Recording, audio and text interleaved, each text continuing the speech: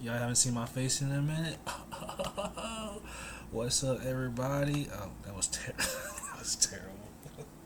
What's up, guys? It's your boy Freaky TV back with here to do some reaction to One Piece chapter 1134. This is kind of different from how I usually do it, but we're gonna try it this way because I want y'all to see the actual. I want y'all to see the visuals that I get to see. And me reading it, I like me reading it, but I want y'all to see the visuals and all that, the ins and outs of the wonderful world of One Piece. So I found this video on YouTube, full narrated, chapter 34. So we're gonna get back in. We're gonna hop into it. So hope y'all enjoy. Special color spread on the cover. The Straw Hat crew, holding water pistols, is riding a giant Frankie robot flying over the sea, doing the flight pose of Astro Boy. The giant Frankie robot has the same body as Frankie, but with a metallic structure and wings. On the robot's left shoulder, the phrase, "We are eternal," is written.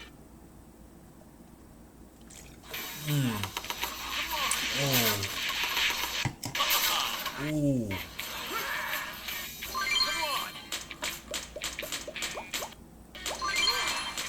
What is going on?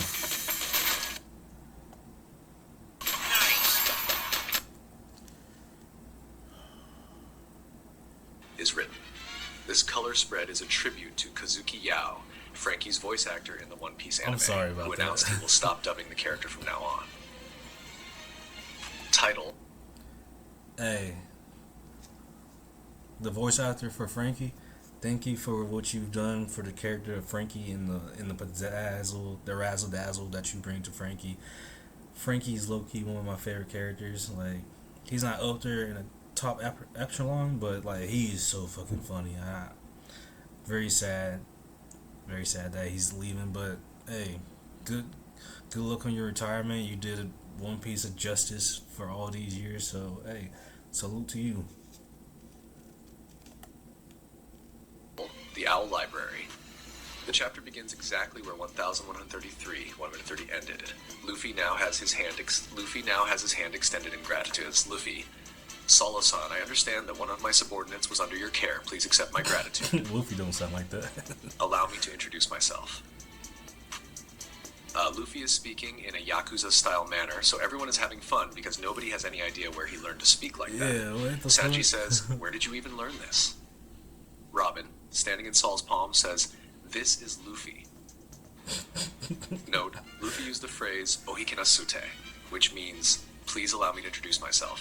This is the same phrase Jinbei used when reintroducing himself during the Wano Country arc in chapter 976. The title of that chapter was also Ohikinasure. That being said, it's safe to assume that Luffy imitated Jinbei in this week's chapter. Returning to the chapter, Saul then bursts into laughter and says, See, that's the type of visuals I already want know to who give you y'all. are, Luffy. You're a celebrity, you know that? You found good friends. Robin, you finally found them, right? Page 2. Robin says, "Yes, I really managed to find people who would protect someone like me, like a true Nakama."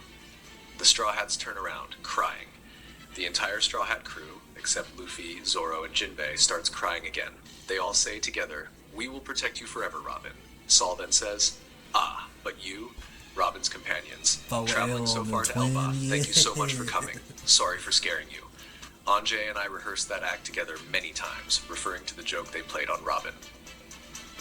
Page 3, Saul says, "I used to be a Marine in the past. I understand well how incredible the Yonko are. Thank you from the bottom of my heart for protecting Robin. I count on you to keep taking care of her from now on." When Saul said, Hey yo, this is such a beautiful moment in One Piece because this whole story with Saul and Robin started 20 years ago. This happened when Robin was 8 years old, and then and 20 years has passed, and she finally gets to see the person that saved her from the O'Hara incident, which was devastated by the Marines and the world government.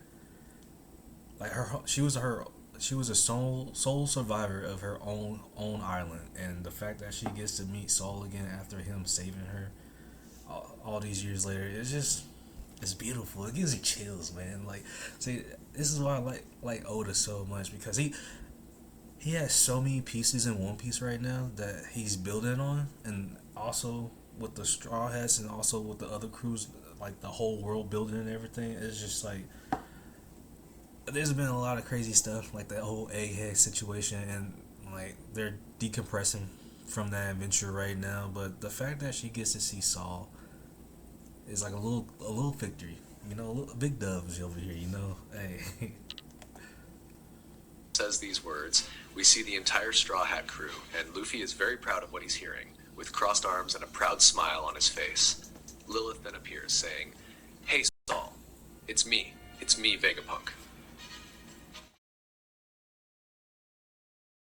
She brought from Egghead from the Sval. Gerd helps Jinbei retrieve it. On the box, the name Vega is written. Jinbei says, "We took this from Egghead following Vegapunk's instructions. What's inside?" Lilith says, "This is me." Luffy is shocked with an expression at NL's level and says, "What? A Vegapunk clone?" Lilith says, "That's right. Unlike us, the satellites, this is a complete replica of me. This Vegapunk is the one who visited Elbaf 20 years ago."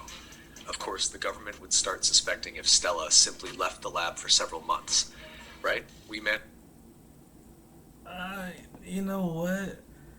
I was okay with Vegapunk dying in the Egghead, but the fact that I know he's dead, but technically he's technically alive now. I don't know how I feel about that because like I was already grieved over Vegapunk being dead by Kizaru, which was insane. Like Kizaru killed his best friend Vegapunk, but I was okay. I was okay with the satellites because like Vegapunk created them, so you know it is what it is. But like a clone of Vegapunk, like the actual Vegapunk, I don't know how I feel about that. Managed to extract this by placing it in a nutrient medium, but we lack the machinery to safely remove it from the capsule. Lilith says she will stay in Elbaf to build a new lab and revive Vegapunk using this clone body. Bonnie, smiling, says, "Lilith, so if I wait, can you also bring my dad back to normal?" Lilith says, "Of course, Bonnie." "Yay!" Saul, confused, says, "If you're really Okay. See, and I was okay with Kuma being dead too, so it, like in Kuma's backstory, Vegapunk couldn't find a way to help save Kuma's from his un basically saying basically his death. Kuma turned to a cyborg, and he's technically dead, but aka he was arisen a little bit. He punched Saturn in the face, but I thought he died after that. And the fact that Vegapunk can, I get it, Vegapunk can do it now because it's been years, like 20 years or no, 10, 20 years or something like that since he said he couldn't do it. No, not 20 years. I think it's like within 10 years.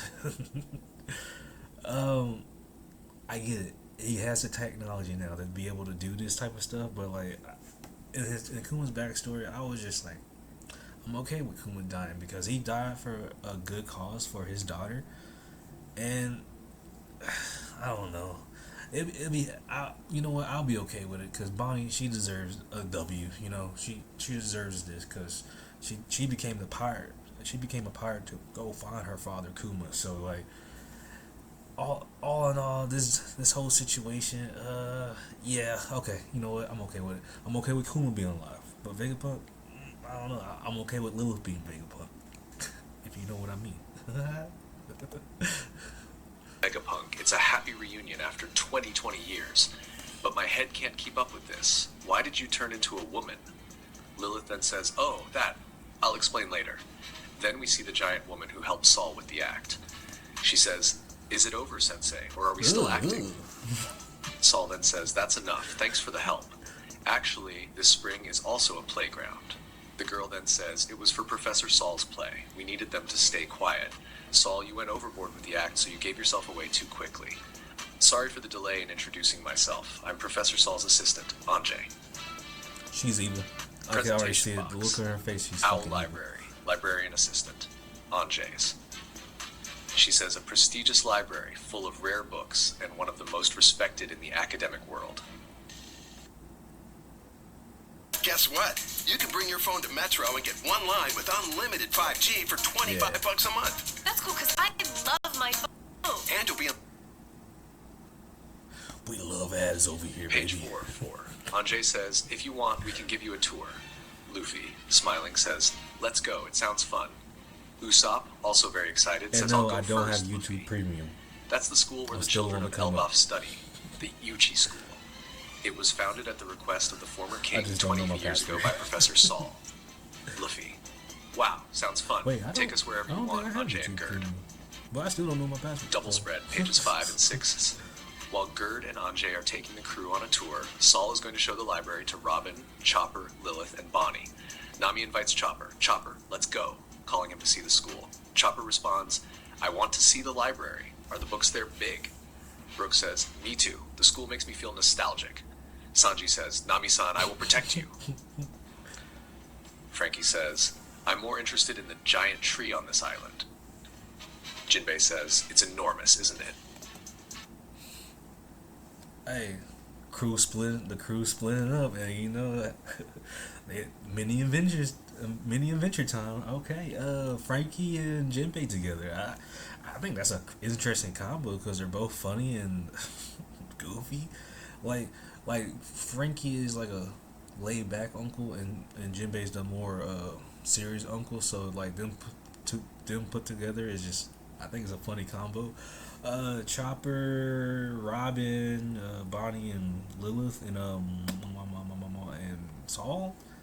That's very interesting. I feel like Robin and Saul's gonna be chopping it up in the library, while Chopper's probably gonna be looking for medicine, giant medicine, because I think it's more potent. Like the giant's medicine will be more potent on humans and stuff like that. So Chopper can like get an upgrade, you know. Bonnie, I think she's stuck to the hip with Vegapunk, Lilith, and so I think it's gonna be interesting. Sanji, Nami, I could care less about that. Brooke, I think Brooke is gonna be funny. I can see a couple gags with Bonnie. Nami, Brooke, and Sanji. Yeah, I think it's gonna be very interesting. Yeah, let's keep going. Then we see some children running after the Straw Hats. Little humans, let's catch them and take them to jail. This can also be read as insignificant humans, giving the scene a more pejorative tone. Luffy, running and laughing, says, ha ha ha ha, we're really in a country of giants. Zoro says, should I cut them? Usopp says, stop that idiot. These kids are mischievous, but that's just part of it, right? Haver, page 7. The children of Elbaf are very well mannered, especially the girls. They get upset when young giants call humans chibi ningen, insignificant humans. All the young giant girls call humans ningen-chan, human-chan, just like Gerd does. They also get annoyed when someone speaks too rudely.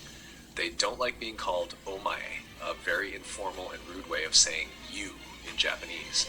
Even informal terms like gaki, brat, upset them. One of the giant boys says, you can't call us brats. Usopp, still wanting to keep playing around, says, hey, don't lose the rhythm, everyone. It's not like we're just small humans or whatever, but you'll also go out to sea and fight pirates someday, right? One of the children replies, we're not going to fight, it's dangerous. Usopp, confused, says, Wait, what? Oh, okay. So this is more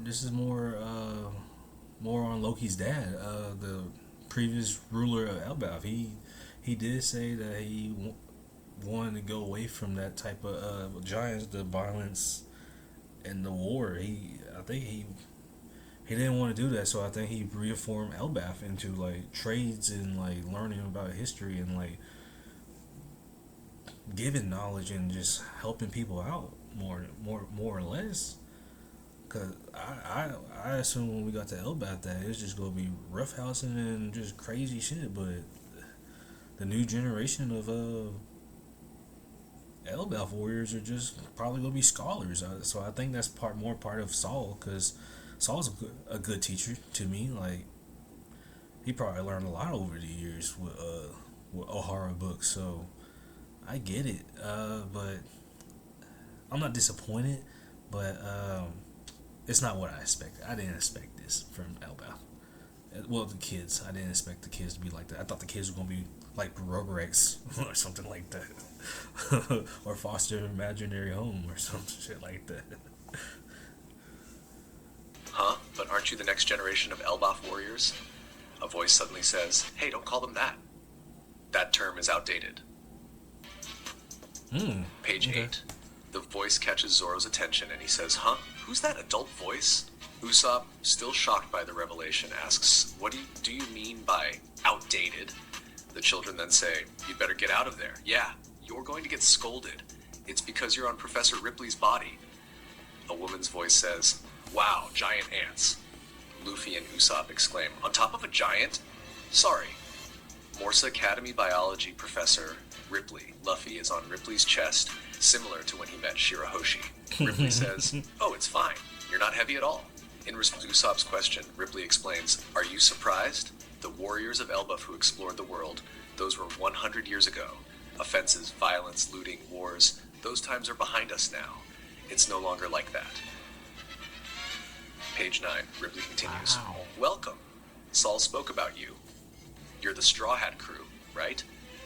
Apologies for the noise caused by my children." Someone comments, "And about your manner of speaking." "Huh? I'm an example of what not to do." Ripley says, "The great King Harold said, instead of fighting, seek trade with other nations. Respect traditions and live peacefully with the cherished villages and their inhabitants." Usopp asks, "Harold?" Anjay explains, "The great king who tried to reform the country. He was assassinated by his own son while he was still pursuing his dreams and ambitions." Page 10. Ripley says, "Okay, history lesson over. Now everyone, let's show them the school." The children reply, "Yes!" Ripley adds, "Captain, come along. Shouldn't you look different? I was so excited for that." Luffy says, "That's my free style, my free way of being." Ripley then says, "In Elbaf mythology, there's a warrior who looks just like that. It made me emotional. We're the last generation of warriors." Hey, we might get some more history about Sun Guy Nika finally. All right, maybe we get more Gear 5 explanations, but I'm really more excited about Nika, the Sun Guy, because like the Warriors been worshiping him for basically this whole time in the One Piece world. Is basically their god. So, all right. Hey, Elbaf it seems like it's about to be cooking pretty soon. So with that being said, the Warriors, I think the Warriors are basically becoming scholars at this point. But Ripley is like the last generation of those giants. So kind of salty. I feel like something's drastic is going to happen. So they might have to lean to more of a all around style or of learning and teaching the kids, because the world government, they're gonna do some shit. I know it. Like if they caught whiff of that information, I think they would be there in a heartbeat, trying to fuck up some shit. But Elbaf's a huge place, so it might be a while before we get some action. But I do like the nice chill laid back Straw Hats be able to just enjoy the world of Elbaf. So hell yeah, let's go. The scene shifts to Saul. "Saul, I see. I've already heard most of it. At that moment I nearly lost my life, but I managed to reach Elbaf despite everything." Saul. Now, let's say I'm a psychology student working on a paper about decision making. I can ask Grammarly to give me feedback on specific parts of my paper that could use a boost. To do this, Saul continues, "The scholars gave their lives to protect those documents. I was worried about them, so I asked Hajruddin and the others for help, and we managed to return to O'Hara. When I saw that little book still intact, I cried." Now, Robin, come in. Be careful with that book in your arms. At that moment, the book Robin is holding suddenly grows larger. Pages 11 and 12, we are finally introduced to the Owl Library in a breathtaking double-page spread. It's a mysterious library filled with massive books. Surrounding the colossal shelves are giant tree branches hanging down, creating a mystical atmosphere. On one of the branches, a giant owl is peacefully sleeping. Robin, visibly emotional, gazes at the books with tears in her eyes. Saul, Direshishishishi, what do you think? Surprised? These are the books of O'Hara from back then, now enlarged to giant size. This is the mysterious Owl Library, where books grow in size once they enter. These are all the records O'Hara protected 22 years ago. We kept our eyes open while searching to bring every single one back. Every last one. Chopper and Bonnie are left speechless. A quick flashback of Clover appears. Clover, do you like books? The greatest treasure in the world lies in libraries. I never imagined I'd live to show you this, Robin. Page 13. The scene shifts to the underworld, where Loki is speaking with a character named Moza. Mosa, sorry for bothering you. Loki and Moza have never met in person, but they have been speaking for a long time through a Den Mushi. Loki, with plenty of free time, developed a friendship with Moza and affectionately calls him Mosako. Don't worry, talking to you is a good pastime. I have plenty of time to spare. Loki continues, that terrifying experience we talked about before. Mosa, yes, even now, whenever I think about it, I still tremble. Narration box. Den Mushi with voice recognition, ideal for parties and events. Mosa's Den Mushi has feminine eyelashes, but also appears to have a mustache or something similar. I was frustrated too. She sound like she's from that kingdom where it's Hanji trained for 2 years. Oh dear. Even though I've never seen or met you, it's been a long time since we started talking. Page 14. If I had been there, I would have destroyed everything around you. I'd wipe them all out. I don't want things to go that far. You're too sweet, and too much of an idiot. If you let an opportunity slip, revenge will come, and you'll never recover. Thank you. I recently realized that, even with scary words, there's kindness in you. So I'm gonna say my little theory about Loki. I don't think he killed his dad. I think he's been framed. Somebody said, yeah, Loki killed him, but like, I don't think Loki's the bad guy, and I don't think Loki is a good guy either to say. I just think Loki has his own agenda, but all in all, he's a sweet guy, and I think what Oda did with the silhouette was basically great. It showed his sweet side, his like careness for wanting to get married. He's probably heartbroken now, but at that time he was a gentle giant. But the way he looks right now is just whatever happened to him. He probably went through a lot when his dad died, and he got framed for it. So I don't know. I hope we get to see who Mosa is pretty soon. So hey, Elbaf is getting interesting. Hey, that's disgusting. That's completely unexpected. Don't get carried away, you idiot. Kindness, never say that to me again. See? Please stop yelling. Shut up, you idiot. If I lose my temper, you'll regret it. Final double page spread. Elbuff, the Western Village. The Straw Hat crew has returned to the village. Hey, the party hasn't started yet. We're killing time by drinking. Other giants, you're drinking way too much. Suddenly, a black lightning bolt strikes the village's castle. In the epic final double-page spread of the chapter, a magic circle appears inside the throne room of the castle. The circle is similar to the one used by the Gorosei in Egghead, but this one has no number, unlike Saturn's circle, which had the number 5. From the magic circle, 2 cloaked figures emerge, kneeling on the ground. One, Wow. Shanks might have a clone, or he has a twin brother. I think I'm okay with the twin brother because the movie Red, I felt like I got a glimpse of that in the One Piece Red movie, because Why would you find a baby in a treasure chest? Maybe because you already have the son that you already want, and you're just like, if both sons are here, it would be complicated when one like inherits the throne or something like that. So he probably just so Garland probably just put Shanks in the treasure chest and just said, "Hey, you're a treasure to somebody." So good luck.